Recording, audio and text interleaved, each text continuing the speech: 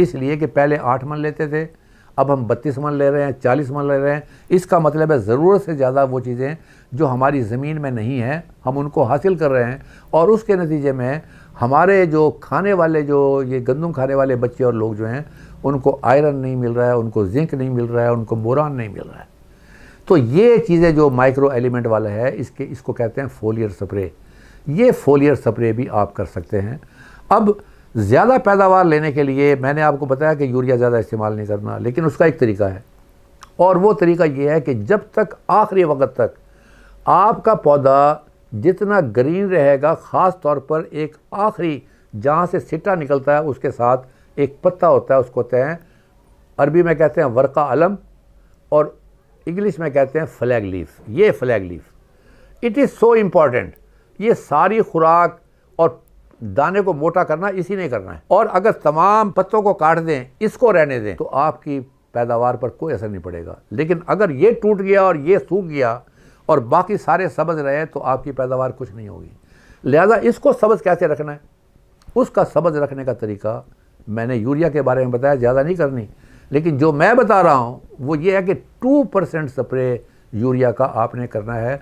उसका 5 टैंकी होती हैं, 100 लीटर पानी होता है, 2 किलोग्राम आपने यूरिया डालकर 5वें दिन के बाद एक स्प्रे कर देना है। उसके नतीजे के अंदर आपकी फसल जो है, ख़ास तौर पर फ्लैग लीफ, वो सब्ज़ रहेगा। सब्ज़ रहेगा तो फोटोसिंथेसिस ज़्यादा होगा, फोटोसिंथेसिस ज़्यादा होगा तो खुराक ज़्यादा बनेगी, खुराक ज़्यादा बनेगी तो आपके दाने मोटे होंगे। अब आगे भी हम जा चुके हैं, हमारा फूड हार्वेस्ट जो लॉस है, पोस्ट हार्वेस्ट लॉस, वो हमारा बहुत ज़्यादा है। किसी दिन हम उसके बारे में प्रोग्राम करेंगे।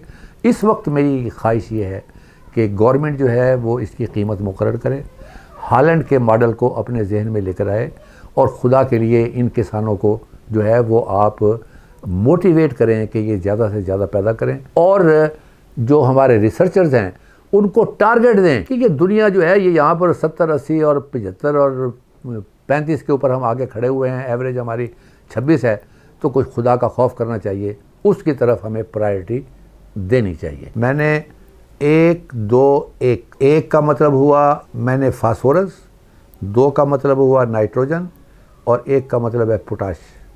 मैंने ये इस निस्बत से जो है बेसल फर्टिलाइज़र लगाया। उसके बाद मैंने 35 दिन के बाद, इसलिए कि मेरा ईमान यह है कि 35 दिन के अंदर पूरी फसल भर जानी चाहिए, मैंने NP को इस्तेमाल किया, 1 बोरी NP, जिसमें नाइट्रोजन भी हो गई और फास्फोरस भी हो गई। मैंने कभी पोस्ट एमरजेंस हर्बिसाइड के पास नहीं गया।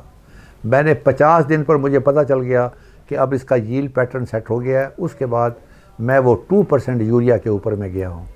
मैंने वक्त के ऊपर जो है 50वें दिन पर भी और फिर 65वें दिन के ऊपर भी मैंने फंजीसाइड इस्तेमाल की है। अब बाकी जो है वो आपने ये देखना है कि आपके हालात के मुताबिक जो आपके दाएं बाएं के जो महकमा ज़राअत वाले हैं वो आपको क्या रिकमेंड करते हैं। लेकिन सबसे बड़ी बात यह है कि आप अपनी हर रोज़ फसल को देखें, फसल की बढ़ोतरी आपको खुद बताएगी। उसे कहते हैं हंगर ऑफ क्रॉप प्लांट्स। वो जो प्लांट्स जो हैं वो खुद बताएंगे कि मुझे यूरिया की ज़रूरत है, मुझे फास्फोरस की ज़रूरत है, मुझे फोलियर स्प्रे की ज़रूरत है।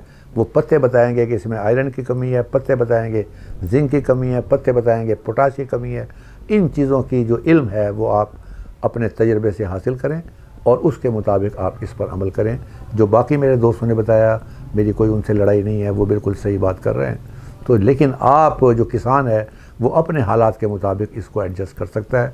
2% यूरिया का स्प्रे ये एक नॉर्मल चीज़ है, ये आपकी फसल को तरोताज़ा रखे।